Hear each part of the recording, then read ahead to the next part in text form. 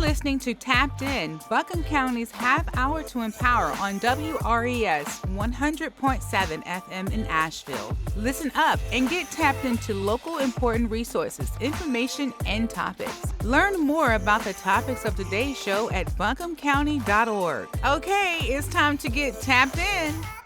Well, hello. And if you hear my voice, you know it is time to get tapped in. I am one of your hosts, ZaKiya Rogers. And I'm Leonard Jones. Leonard and I come to you from Buncombe County's Communications and Public Engagement team, where heroes wear capes. And today we have Casi Lohmeyer, the recycling coordinator with Buncombe County. And as we know, in the aftermath of Hurricane Helene, we are dealing with debris pickup. So she's going to be here today to give us some information as we can prepare as we clean up the county. So welcome to the show. Thank you for having me. Thank you for coming. Thank you. Tell us a little bit about yourself. I am the recycling coordinator for Buncombe County Solid Waste Department. I've been here for a little over 3 years, but in Asheville longer than that. And I am working primarily these days on debris collection and coordination. Okay. So how did you get into something like that, like recycling and coordinating and things of that nature?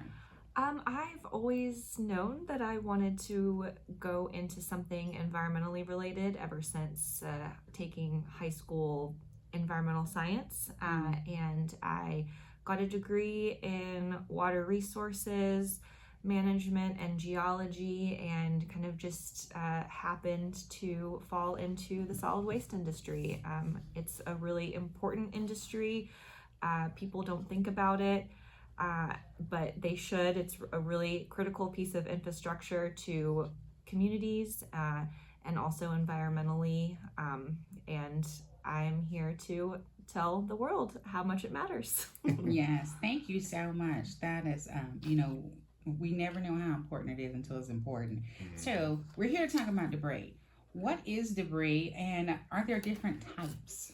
Yeah, so debris as it relates to Hurricane Helene is any sort of waste or trash that is storm related. So if the waste was deposited via rain or flooding or wind, or if the storm generated this waste, so drywall from flooding or construction debris from flooding, or damaged material from rain or wind or flooding.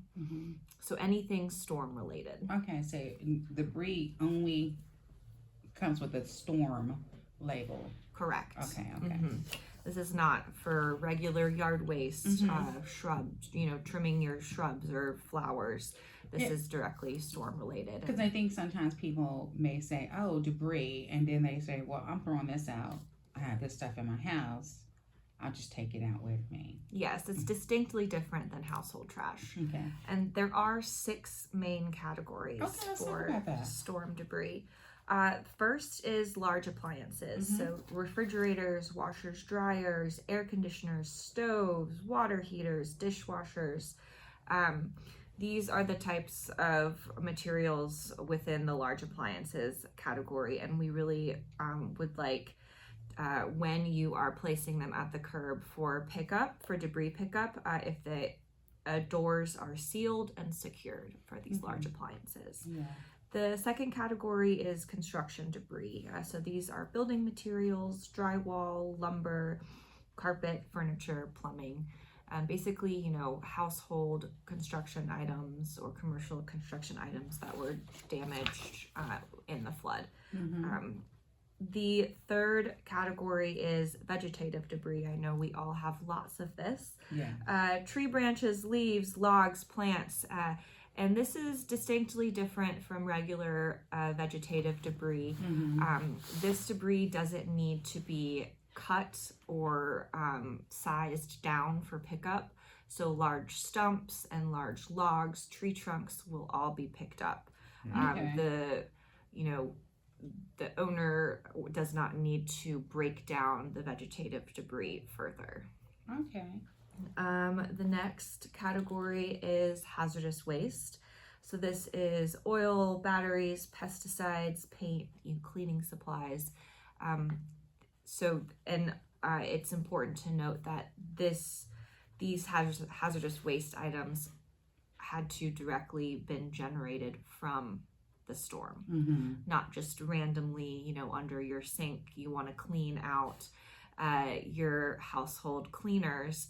If that's all, those items would only be eligible for debris collection, say if your house was flooded and all of those materials under your sink were damaged or compromised.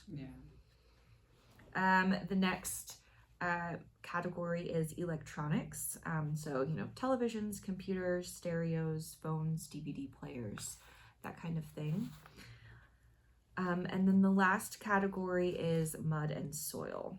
So any mud or soil that is uncontaminated and has been cleared from structures or roadways is a debris category eligible for collection. So as a resident, if you're out there, you done gave us these six, is it six? Yeah, six different categories of debris.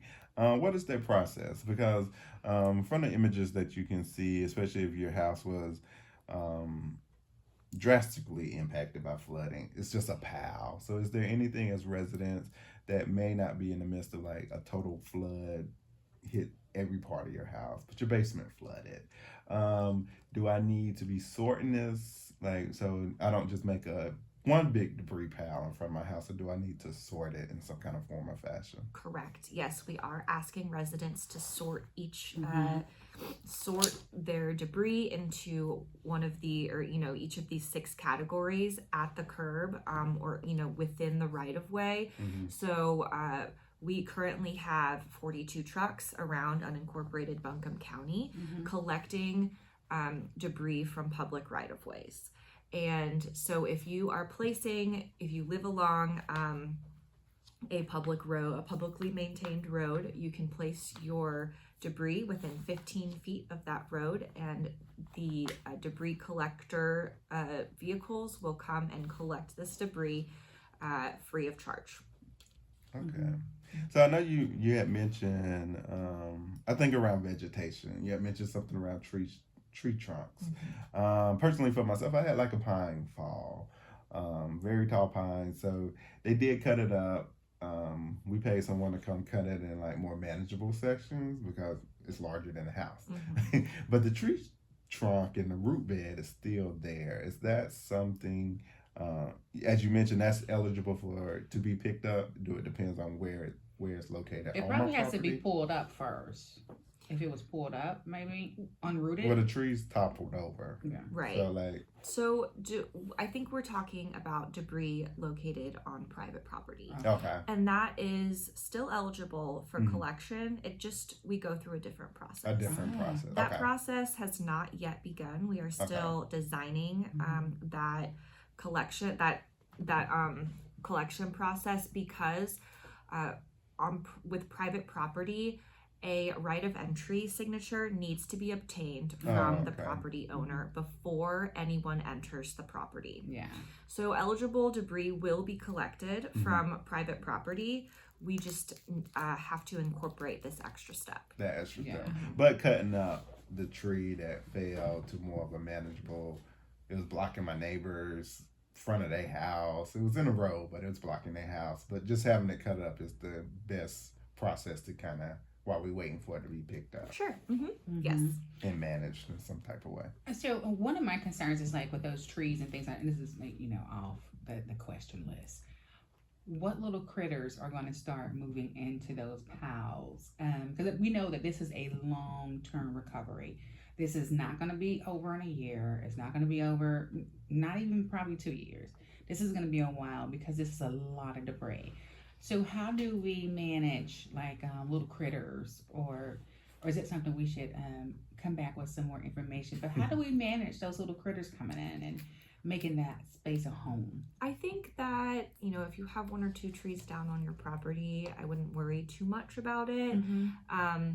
But that definitely is a concern within the larger ecosystem, these large forests that you see, and there's just hundreds and thousands of trees that are downed. That is more of a concern around there. And forest management is not my area of expertise, but those that are experts in the field are going to have a lot of work to do. Wow. Do they clean those up? I just thought they left them there. I'm not sure. I do know that they pose a significant fire risk. Yeah, I would imagine so. I didn't even think about that. Yeah. Okay. Well, let me mark that off. That's not squirrels living in my tree. So what if I have the opportunity, or I have the manpower to move the debris myself? Is there somewhere I can take it, or should I just wait, or how should someone who has the means process this?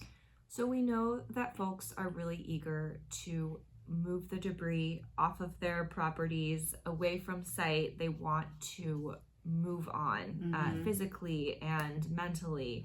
We are really asking folks if they are able to move the debris to the right of way. And the why is because debris collection from the public right of way is going to be free of charge. If you are bringing your debris to either of our facilities, the Buncombe County landfill or the Buncombe County transfer station, you will be expected to pay regular fees. Also, if you think about just the magnitude of debris that we have in the county, that would fill up our landfill just immediately. And we really need our landfill capacity for regular household waste for our community. We really need that space. So if we have the opportunity to have it collected and it goes somewhere else free of charge, we really encourage folks to utilize that avenue, even though it will take a little bit longer. Remember, everyone says this these days, it's a marathon, not a sprint. So even, waiting just a couple of months while the trucks make it to each public street within the county, it's not a one-time pass. There will be multiple passes. So even if you can't fit all of your debris on your curb at once, the truck will come by again. Don't worry about it. So fill the curb with debris. They'll take it, fill it again. But we really appreciate everyone's patience in this process. And you said something. You said if you can't get all your debris out there. So we've had folks ask the question. I have my debris outside, and my neighbors do as well. They'll come and they'll take 2/3 of that debris, and then go to the neighbor and take 2/3 of their debris, and they'll leave this pile there. Is there a method to why they're leaving that pile there, or are they trying to maximize cleaning up for everybody, or is there an explanation behind that? I don't have an explanation. I just have an assumption that they may just be trying to maximize cleanup for everybody.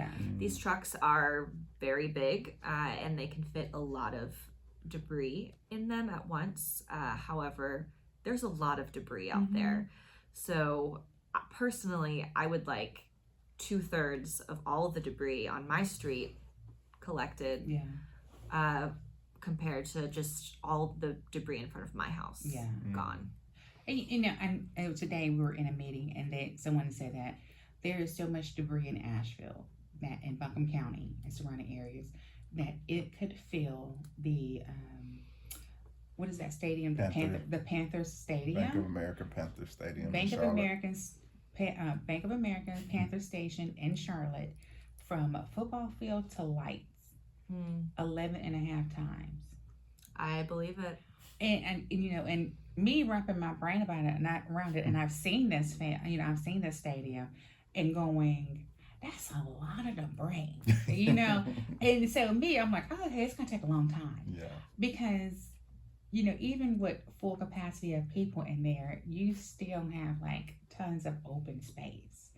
And so I think if people can understand more that this is a lot, it's not just what you see in your neighborhood. This is a lot. And so how are we getting that message out?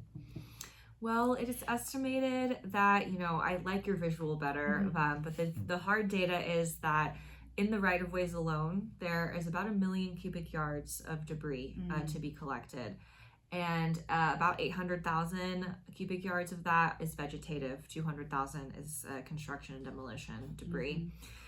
So far, we just surpassed a significant milestone with debris collection. We have collected over 100,000 cubic yards of debris, so we are 1/10 of the way there.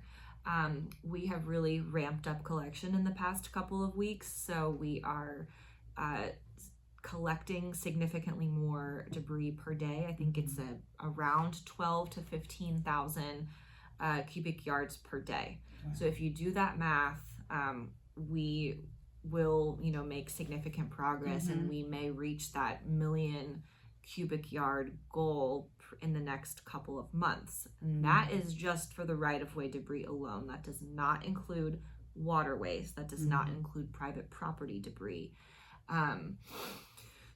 Or landslide debris. Yeah. So, we have a long way to go, but again, it's a marathon, not a sprint, and we are making progress, and we need to be able to celebrate those small wins. Yeah, maybe we should call it, what is it called, a triathlon? Yes. Where it's the swimming, and then it's the running, then it's the biking. Then it is so many stages to this. Yes. Because the thing is, I think we just want it over now, because we want to heal. 2, we want some normalcy, and 3, it's just like, it's so ugly. But I think, if people can hear that message more often, that, it is a work in progress. We had a question from someone who asked, why aren't they taking all the trucks and going into one area at a time and getting everything, and then just keep doing it that way so people can see? Or how are you all deciding who gets picked up or what area gets picked up? So our strategy has been to focus on the whole county, but particularly in those high impact areas. Yeah. Barnardsville, Swannanoa, Fairview. We really wanted to concentrate a lot of the collection trucks in those high impact areas. Although we do have a presence in most of unincorporated Buncombe County, the highest concentration of trucks are going to be in those high impact areas. The reason why we don't have 42 trucks in one specific area is because I think that would actually hinder progress. They would just step on each other's toes, and this way, the whole county sees progress, but those higher impact areas that need more debris collected are also seeing progress. I think that's a great thing to mention. I know in our job as community engagement, we go out throughout the whole county, and we know a lot of listeners and a lot of focus is often on just like the city of Asheville. But just as you mentioned, when you think of Fairview, Swannanoa, when you think of whole neighborhoods underwater, and when we talk about debris, you may have a tree or something fall in your neighborhood, but when you sit there and think, imagine your whole block, every house being gutted. It's one of those things that everyone in the county doesn't see all those areas, but it is one of those things to kind of keep that in mind when you're thinking of just having patience and grace. And it's one of those things to be blessed to still be in your household, but think of someone who had to lose everything in their house. Right. And put that all out and lose everything. So it's one of those things. We see pictures around, but I think as a community and us really just kind of living up to that thing of all the work we have seen is just have grace and think of those that may not be in your line of sight and what they're facing. As we mentioned, there's 6 categories to sort your laundry, to sort your debris. So I just want to just encourage that to the listeners as we listen to it, because it is, when you think of a stadium 10 times over with debris, that's just a lot to even wrap your mind around. So I just want to encourage that, and really, and always just stay informed on as we make the progress. As you mentioned, we done reached some milestones. So just with the listeners out there, stay informed, you always can go to the county's website to kind of see if we make this progress through this cleanup. As you said, it's a marathon. It's going to take a while. But just having everyone to just stay informed on different ways. And we mentioned the right of way, but the private property debris removal program is beginning to open up. So stay informed on the ways that we can collectively clean up our community. Mm-hmm. Yeah. Thank you, Leonard. He always comes with the heartfelt and information like that. And so, okay, I got a question. So, we talked about, vegetation debris and things of that nature. We have people who, all this type of different things. But, like, how do you help those folks who have not just, like, their own debris, but a whole, like, trailer is now in their yard, or a car, or a couple of cars, because we've had people to say, hey, my house is fine, but now I have a roof and a trailer in my yard. So how are those things handled? Because I don't think people understand how significant the storm was. So if you have, a vehicle or a mobile home that has been on your property, so this is actually even a different bucket of debris. So we have debris within the right of way. We have debris on private property. We have title property debris. So this is vehicles, vessels, campers, mobile homes, tractors. This debris will be treated differently than the previous buckets of debris. So title property is handled in partnership with the sheriff's office. Think of it as, a car breaks down on the side of the road or is impounded. It kind of goes through a similar process. We are still working on what that process will look like, just because of the sheer volume of vehicles and vessels and title property in general that were affected and transported and deposited from this storm. So that will be handled differently. More information will be forthcoming once we figure that out. The debris Pandora box has been opened. Yes. And so you think, it's okay. So title property debris, and then so is that now 7 categories of different debris? So general right of way debris, that is the material categories that we really want you to sort in. So, but these are kind of the buckets of debris, overarching buckets that we have to handle and prepare for differently. And if you are just tuning in, this is Tap In, and we're talking about debris. We have about 8 minutes left in this, but I want to let you all know what's going on. We've been talking about debris, the types of debris, how they're working on it. We're our lovely guest, Casi Lohmeyer, and she has been educating us on debris. And there are 6 different types of right-of-way debris we were talking about. And so the one that sticks out to me the most is the hazardous household waste, because I know a lot of us have been cleaning our houses. And if you're anything like me, I have gone through 3 bottles of Lysol spray. Those are not things I'm going to put in. I need to take that and put it in my general recycling if it's recyclable. Yes. And how are we doing with you're also working recycling. How are we doing with all of these plastic bottles and containers? And I love the box of water. Leonard laughs at me all the time. He calls it my broth water. That's a good one. Yes. But how are we doing with recycling these things?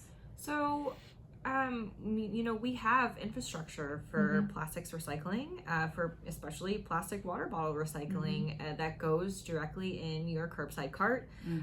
It is, accepted throughout the county, and it goes to curbside management, where it is sorted and transported to, different end markets for, reuse and different materials.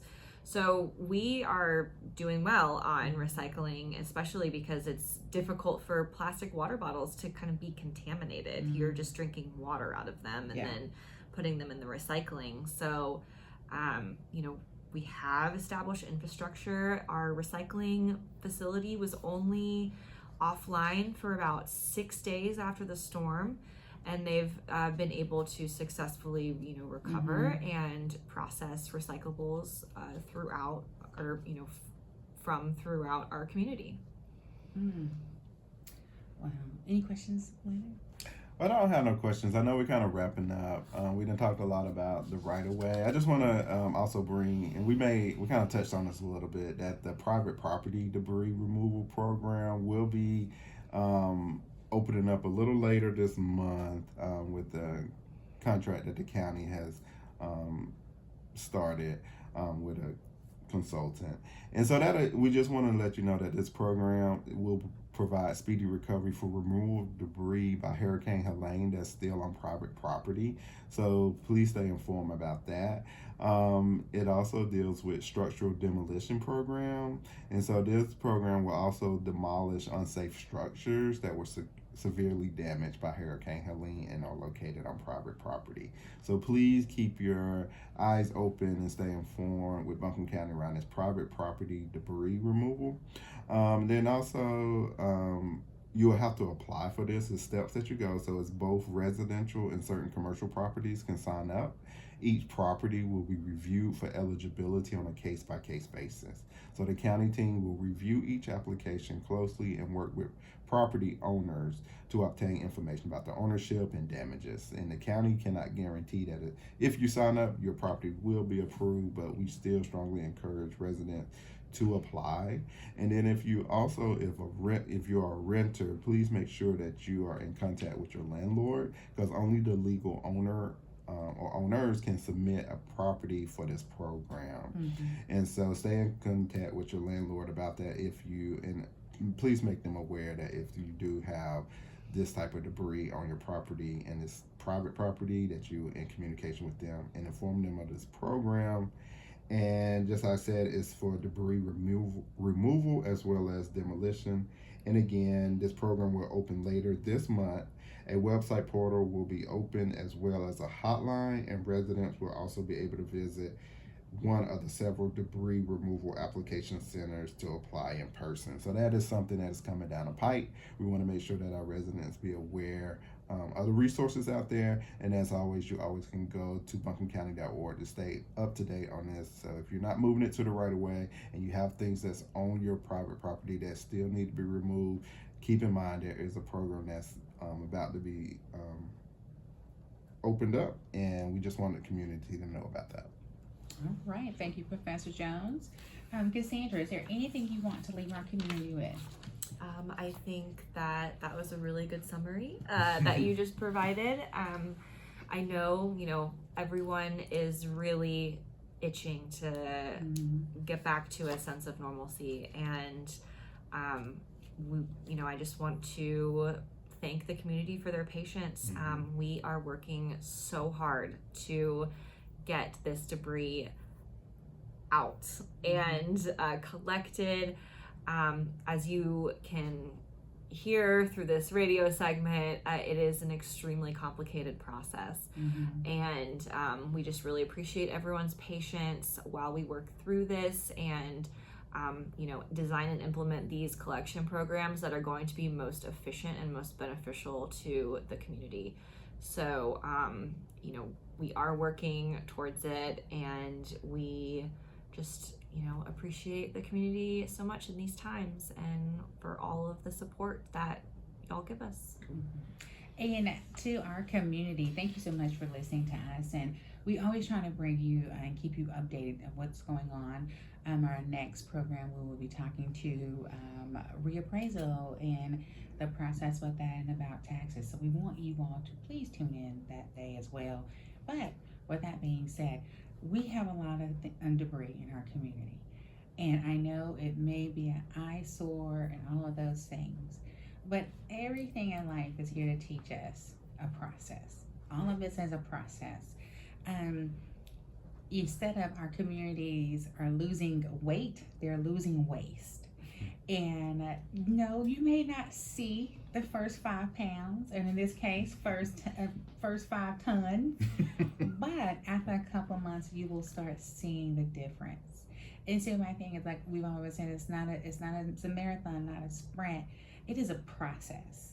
It is the same. I mean, in anything where anything has to be changed, it's not going to be overnight. So not only be gentle with your community, your friends, yourself, but also your helpers, because they're doing just as much as they can and also trying to take care of themselves in the middle of that. So let's be one Buncombe and let's take care of each other and ourselves. And until then, you've been tapped in. Thank you for listening to Tapped In, Buncombe County's half hour to empower, here on WRES 100.7 FM in Nashville. Learn more about today's topics at buncombecounty.org. Otherwise, stay tuned for more great episodes coming up.